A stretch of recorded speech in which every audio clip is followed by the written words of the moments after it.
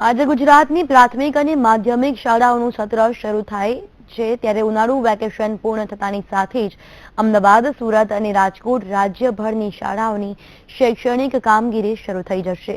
ઉલ્લેખનીય છે કે નવા સત્રમાં ફી વધારાનો મુદ્દો વકરે તેવી શક્યતા છે। ફી નિયંત્રણ માટે સરકારે કડક કાયદો કર્યો છે। ફી અંગેના નિયમોના પાલન માટે શાળાઓએ એફિડેવિટ પણ કર્યા છે।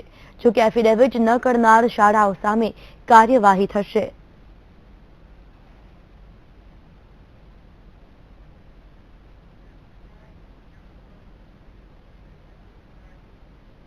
સાબરકાંઠા જિલ્લાની પ્રાંતિજની પ્રાથમિક શાળામાં વિરોધનો વંટોળ ઉભો થયો હતો। મોયદ રૂપાજી શાળામાં ગ્રામજનોએ હોબાળો મચાવ્યો હતો। શિક્ષિકાની બદલી બાબતે ગ્રામજનોએ હોબાળો કર્યો હતો। ખોટી રીતે શિક્ષિકાની બદલી થઈ હોવાનો ગ્રામજનોનો આરોપ છે। બાળકોને શાળામાં ન મોકલીને ગામના લોકોએ વિરોધ દર્શાવ્યો હતો। બદલીના પગલે બાળકોના વાલીઓએ શાળાને ચીમકી ઉચ્ચારી હતી। સાથે બાળકોના એડમિશન રદ કરાવી લેવાનું વાલીઓએ કહ્યું હતું।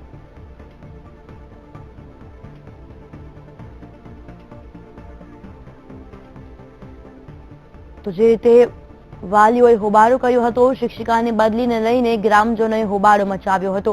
ખોટી રીતે શિક્ષિકાની બદલી થઈ હોવાનો વાલીઓ દ્વારા આક્ષેપ થઈ રહ્યો છે। આ જ મામલે દેવ ગોસ્વામી જોડાઈ રહ્યા છે। દેવ, આ સમગ્ર મામલો શું છે? શા માટે વાલીઓ દ્વારા વિરોધ થઈ રહ્યો છે? જે ચોક્કસથી જણાવી દો કે પ્રાંતિજ તાલુકાની મોયદ રૂપાજી પ્રાથમિક શાળાના શિક્ષિકાને ગેરકાયદેસર રીતે બદલી કરી નખાતો ગ્રામજનોએ ગ્રામજનોએ વિરોધ નોંધાવ્યો છે। સરપંચ સહિતના સભ્યોએ વિરોધ નોંધાવ્યો છે। શાળાના દરવાજાને બંધ કરી તાળાબંધી પણ કરવામાં આવી હતી। શિક્ષિકામાં ત્યાં 8 શિક્ષકો છે, જેમાં 7 શિક્ષકો પટેલ છે અને 1 જ શિક્ષક ઓબીસી ના છે। તો પટેલ લોબી ચલાવી અને શિક્ષિકાને દૂર કરવા માટે તેમને પોષીના બદલી કરી નખાતો ગ્રામજનોએ વિરોધ નોંધાવ્યો છે। જ્યારે બાળકો પણ સ્વયંભૂ રીતે સ્કૂલમાં ના જઈ અને બાળકો પણ એવું જણાવી રહ્યા છે કે જ્યાં સુધી બેનની બદલી રદ નહીં થાય ત્યાં સુધી અમે સ્કૂલે નહીં જઈએ।